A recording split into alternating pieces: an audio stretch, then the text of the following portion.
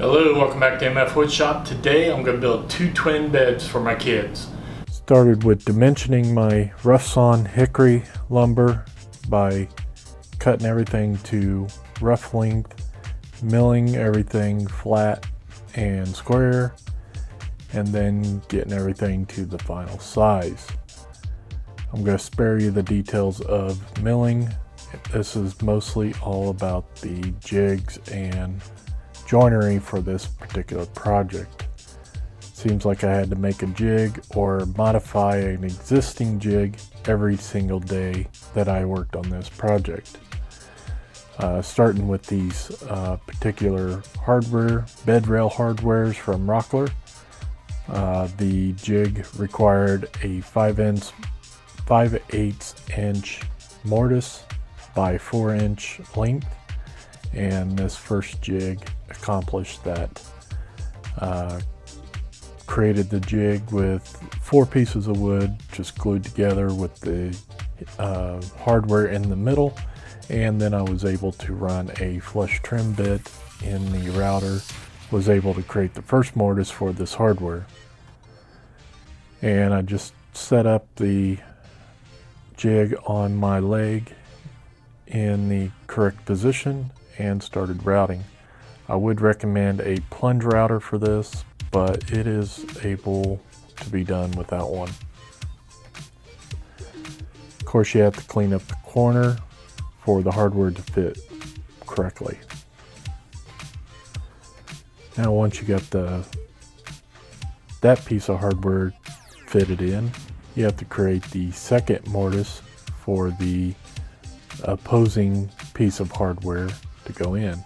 This is a 5/8 inch guide bushing with a 1/4 inch straight bit, and this allows me to cut right in the middle of that same jig and create the second part of this mortise pocket, if you will.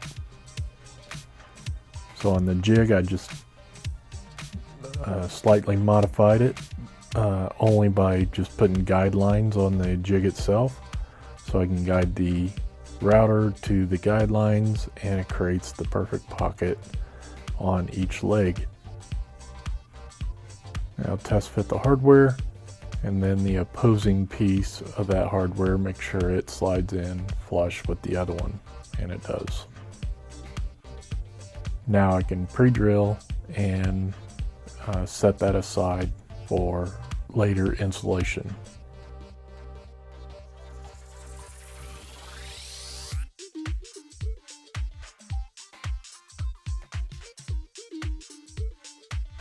Now back to the original router setup for the end of the rails. Requires that same 5/8 by 4-inch pocket for the opposing side of the hardware. Of course, you got to square up the edges, and then on the back side of this particular part of that hardware has 2 little nubs that you got to drill out so it can fit flush against the wood, and you can easily do that with a 3/8 inch drill bit. Use a brad point bit, put it right on your mark, and drill in roughly about a 1/4 inch. I went a little deeper, but 1/4 inch roughly, and then you could fit your hardware.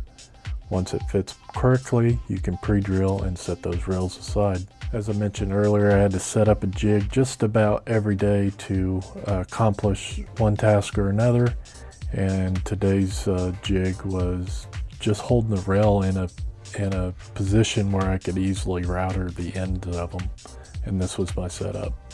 This jig is set up to make mortises for loose tenons, much like a domino would. Of course, I don't own a domino, so I have to come up with another way to do it, and I'm using the router. This jig is set up with a 3/8 inch guide bushing with a 1/4 inch straight cutting bit, and this will create the mortise that I need. I'm looking for a 1 3/8 inch length by a 1/4 inch wide by 1 1/4 inch deep, and with all that being said, this jig takes care of that. So I had to come up with a way to hold the leg vertical so I can easily plunge into that leg. And right now, this is the only way I can do it. Later in the video, I actually add a vise to this assembly table, and it makes life a lot easier. Alright, so now I got 6 of these boards at a 45-degree angle. I needed a better way to hold them, so I quickly put this bench vise in, and I started accomplishing things a little bit faster. So now I can actually hold work pieces on end and do what I need to do. Just using a doweling jig, centers the dowel quite easily, quite quickly, and I'm drilling the required dowels that I need to hold these 45-degree boards in between the 2 rails, and you'll see that here in a second.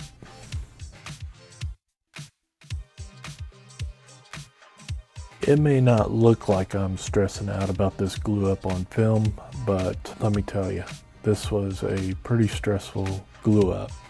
I had to put 6 of these angled pieces in between 2 rails, 24 dowel rods trying to fit all together at once and get everything squeezed together and joint free or gap free in the joints, and that was rough. Take your time, just do what you can on this particular part, but I did end up getting it together. So on the ends of the rails, I need to add those loose tenons, and I'm gluing those in now so I don't have to worry about that later. Once these are glued in, and I could set those aside and work on something else for now.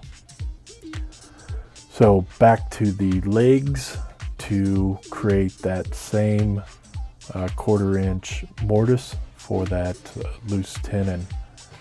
Same jig, just slightly modified to straddle the leg. And now I can glue up that panel to the legs and create the footboard. And the headboard is done almost identically.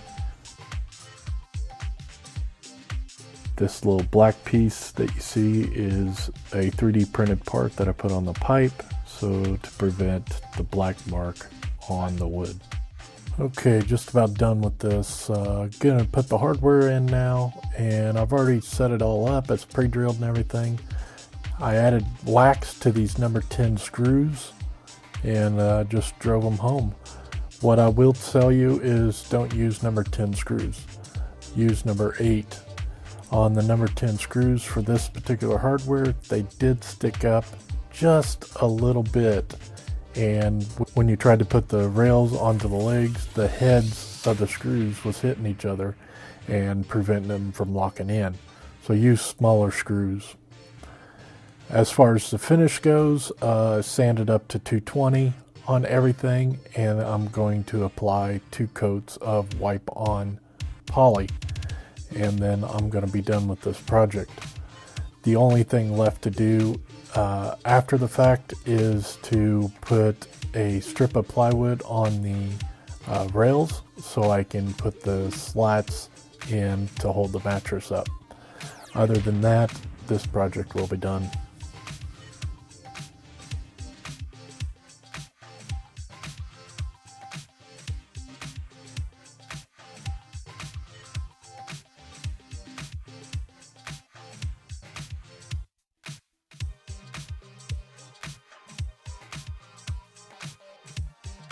Well, you'll just have to take my word for it. I did build 2 of them. Obviously, I can't fit 2 of them in the shop, and I'm not going to bring the mattress out to the garage.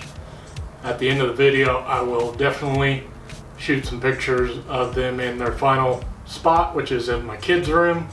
But these beds actually turned out really, really nice. So the only thing left to do now, and I'm not going to bore you with it, is put a little cleat on the side here and put some slats in here for the mattress.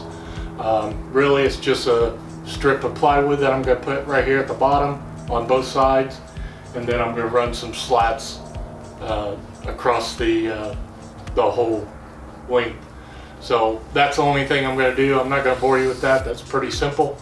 Other than that, I am completed with this, and I'll get you some final pictures once it's all put together in the bedroom.